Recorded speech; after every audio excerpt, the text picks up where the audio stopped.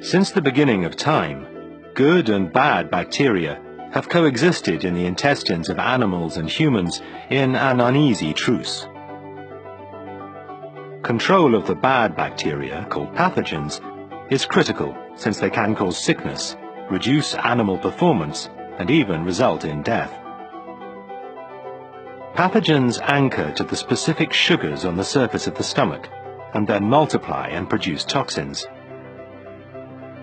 This results in damage to the intestinal structures. Peering through the mucin cloud which shrouds the intestine, the resulting destruction may be seen. The concentration of pathogens on the ends of the villi eventually causes pieces to break off. The villi in turn respond by releasing more mucin in an attempt to wash away the invaders, but usually this only results in less nutrients being absorbed.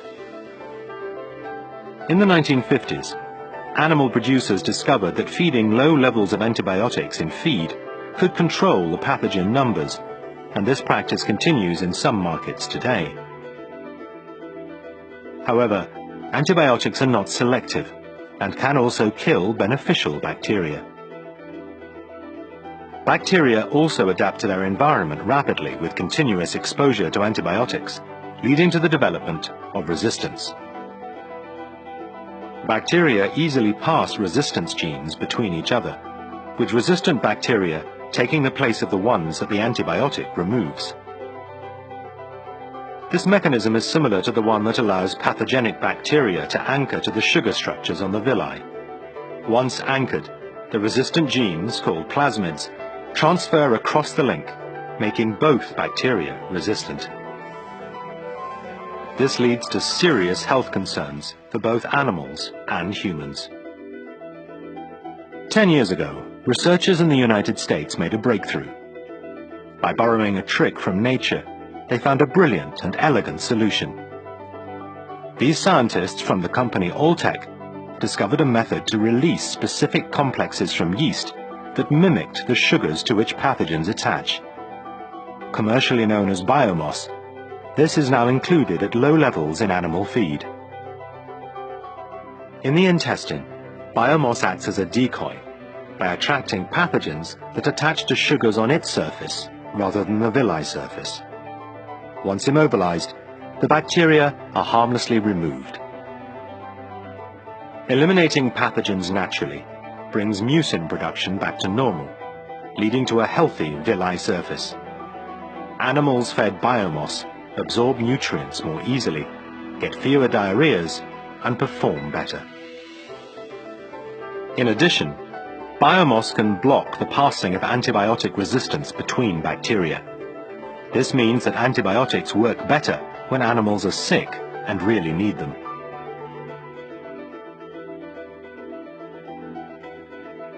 Biomass also improves immune function by bundling the pathogens it has found in the intestine and presenting them as a package to dendritic cells. These dendritic cells reach out from below the intestinal wall to capture material floating around in the fluid of the stomach.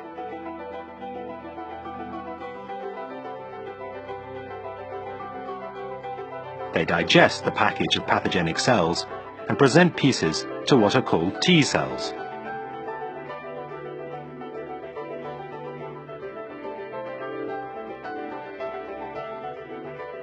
Then there are microfold cells, also called M cells, located in areas known as Peyer's patches. These can also capture biomass. Upon entry into the M cell, the biomass molecule with pathogens attached will be met by a macrophage. Macrophages do the same job as dendritic cells, by digesting, then presenting the pieces on their surface to the same T cells. T cells that come in contact with macrophages or dendritic cells become active, and the T cells then send out signals called cytokines. These cytokines are absorbed by B cells, activating them in turn. These activated B cells move back into the surrounding tissue and secrete immunoglobulins, the immune system's first line of defense. Biomass increases the efficiency of the immune response by forewarning the immune system of the presence of specific pathogens and their families. Immunoglobulins produced in this way become concentrated in the villi surface, the mucus layer, and intestinal fluid, ready to help fight infections before they become a problem.